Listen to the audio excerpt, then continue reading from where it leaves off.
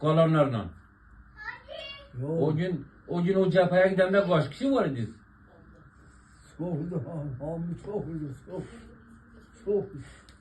He. Aman 600 verilmiş şey 700-800 da geri saçılmış. He. Yani çok adam yetmiş.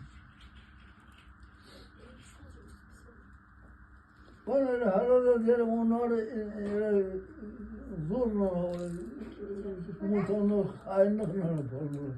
He. Bu kolundaki yara o gece oldu yoksa çok sonra oldu. Yani bir mermi bomba patladı, bombanın patladı yani. O gün oldu bu da. Yok. Yoksa o sonra. Çok sonra. He. Çok sonra. Bakın ben bir ona. Çok iyi. Dede bunun yeri çok idi değil. Yok. Bu büyücüydü. He. Bu büyücüydü böyle arızı azaldı. He. Ha. Bu gala daha içinde eskidi. Ha. Yeri-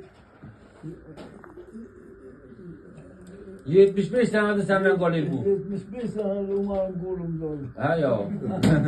Gideydik bir dede doktora göstereydik babam onu çıkarsına göre neyecek ki? Ne?